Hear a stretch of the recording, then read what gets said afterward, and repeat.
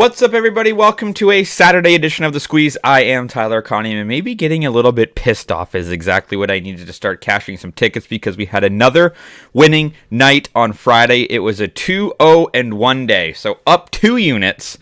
We had the Minnesota Lynx. I had them just on the money line for minus 120. It closed at minus 200. So the advantage of being in the Discord, I post all the plays the night before, more often than not. For example, yesterday I had a closing line value of plus 5.1%. In the last month, we have closing line value of 1.8%, which means when I'm making the bets, I am consistently ahead of the lines. They're changing in our favor. If you're in the Discord, the link is in the description below. I post all the plays the night before. You would have got the Minnesota Lynx at minus 120. Closed at minus 200. I also recommended you could take them 3.5. That covered. We had the Winnipeg Blue Bombers to cover minus 7.5. We're now up almost, 5 units in CFL football betting spreads. The Blue Bombers beat the Calgary Stampeders 24-11. And then we had the Phillies and the Marlins to go over 7. That finished 4-3. And this is why I love betting even numbers. We get the push. The bet is voided. All good there. Also, if you follow me in the Discord and on Twitter, we had the Raptors money line in the Summer League. Grady Dick didn't play very well. They lost. And we also had Bailey Ober to go over 5.5 Ks. He finished at 5. So that was a bit of a bummer. But here on the Squeeze, a 2-0 day. As we roll into Saturday, I've got the Argos gear on, even though they're on a bye week. I'm missing the Argos, the number 1 team in the CFL so far this season. Before we get to today's picks, just a couple things. You can find me on all social media, Twitter, Threads, Instagram, TikTok. I've changed up the way that I do the TikTok and the Instagram, but we're back on those. Again, I'm on Threads. All the links are in the description below. The main ones, though, you want to hit up is the Discord. That's where a lot of this stuff is going to start to, I think, transition, where we can talk, where we can converse, where we can talk about the picks, post plays early, all that sort of stuff. And also this QR code on the screen or the first link in the description below. If you want to sign up for a new sportsbook, click that link, make a minimum deposit when you sign up, and you're guaranteed the best exclusive bonuses and offers thanks to my partnership with BetStamp and these books. So use that code, use that link, sign up for a new book, and you're going to get the best offers by next week on Monday. All that stuff's going to also be linked up in the Discord. And if you're in Canada, you're going to be able to get a free minimum deposit on the house when you join the Discord. So lots of exciting stuff coming up there. Okay, big day in sports. Yesterday we had 3 bets across 3 different sports. Today, same thing. Starting with the UFC. It's UFC 290.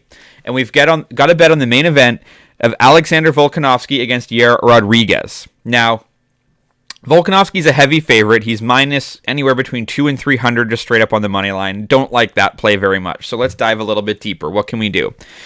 I don't know how many books have this bet, but I did get this at FanDuel.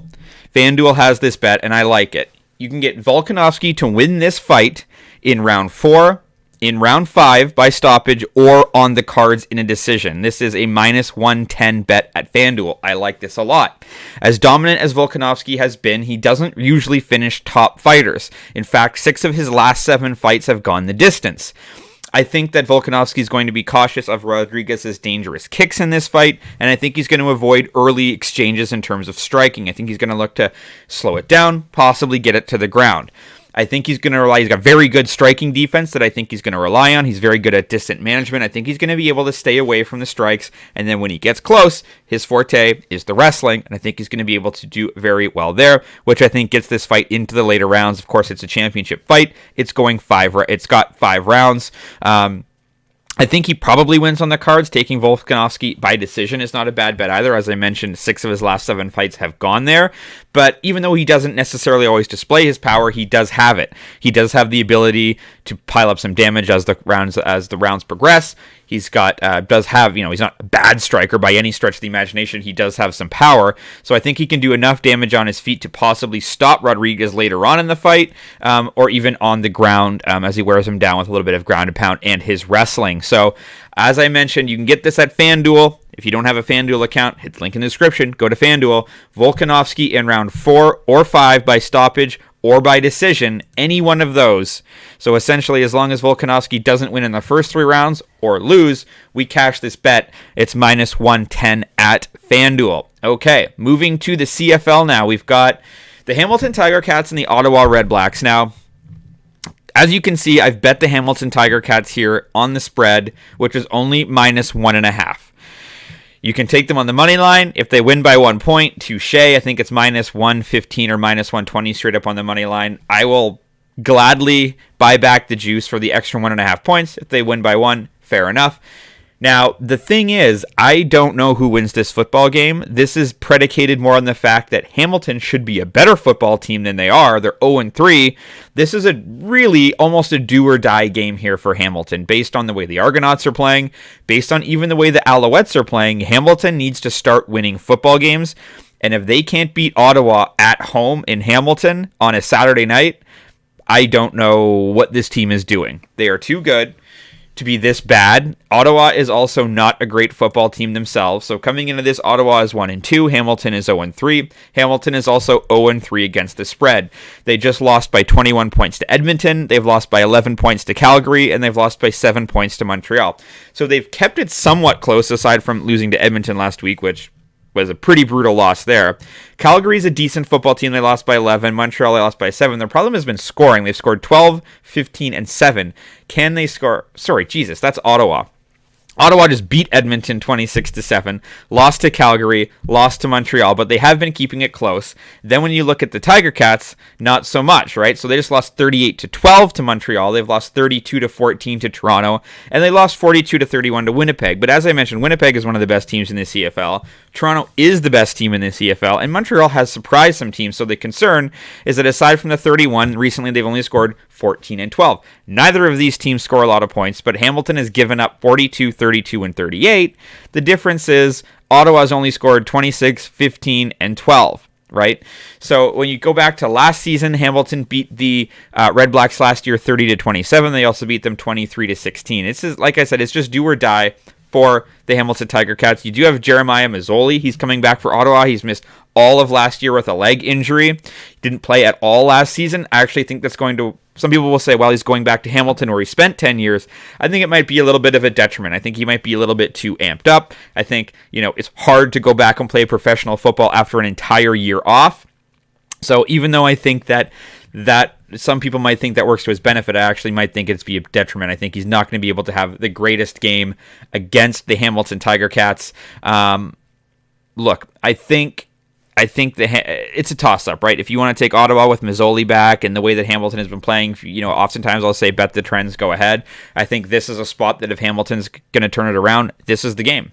And, they're also coming off a bye. They're playing a bad team. If they can't win this game, this season is probably over. And I think the players and I think the coaching staff know that. So I'm going to take the Hamilton Tiger Cats to cover the spread of -1.5. That's -105 at Bet365. But if you want to fade that pick, I totally get it. Now, our last bet of the day, we move to Major League Baseball. It's the pathetic 25-65 Oakland A's going up against the somewhat surprising 46-43 Boston Red Sox. The Red Sox are 46-43, and they're dead last in the AL East. Interesting. I'm taking the Boston Red Sox here on the run line to win by more than 1 run. Head-to-head in their last 10 matchups, Boston is 8-2. This is the second game of the series. Boston won the game yesterday by a score of 7-3. I like the pitching matchup today. You've got Paul Blackburn going for the Oakland A's. He's got a 4.5 ERA. A win-loss of 1-1. He's got a 1.47 whip, okay? So in Paul Blackburn's last 5 starts, he just gave up 5 earned runs to the White Sox. He gave up 1 to the Yankees. That was a good start, but he gave up 4 to Cleveland, 2 to Tampa Bay. Then when you look at Boston, they've got James Paxton going today. Lefty. Oakland hasn't fared too well against the lefties. He's coming off 7 2/3 innings shutout baseball against the Toronto Blue Jays. Previous to that, he gave up 1 earned run to the Chicago White Sox. He gave up 3 to Minnesota. He went 6 innings against Colorado. That was also shutout baseball. So in his last 5 starts, he's gone 7 2/3, 4, but then 6 1/3, 6, and 7. He's pitched really, really well. The relievers out in Oakland are terrible. They have a combined ERA of 6.11. Boston's bullpen has been much better. Even though Oakland has actually been somewhat decent on the run line, a lot of that is influenced by the fact they had a 10-game winning streak right in the middle, and since that point have just been absolutely pathetic ever since. They've lost 2 straight, 1 to Boston, 1 to Detroit. They did beat Detroit, But, Boston is just the better baseball team. They're actually playing very good baseball. They've won 3 straight. They've won 6 of their last 10 baseball games. So I'm going to take the Boston Red Sox here. And with the way the pitching matchup is going, I think they win this by more than 1 run. So I'll take the Boston Red Sox on the run line. That's minus 115 at Betway. So those are your 3 bets for Friday. If you want to grab these plays at FanDuel, Bet365, or Betway, use the QR code on the screen or the link in the description below. Sign up for a book. You make the minimum deposit. And because of my partnership, you're guaranteed the best exclusive offers and bonuses. So my 3 bets for today, I've got Volkanovski in round 4 or 5 by stoppage or by a decision for minus 110 at FanDuel. I've got the Hamilton Tiger Cats by 2 points or more for minus 105 at Bet365. And give me the Boston Red Sox on the run line for minus 115 at Betway. As always, drop a comment if you're fading or following. You can follow me across all kinds of social media channels throughout the day. And your audio is on Apple and on Spotify. Have a great Saturday, and let's talk sports.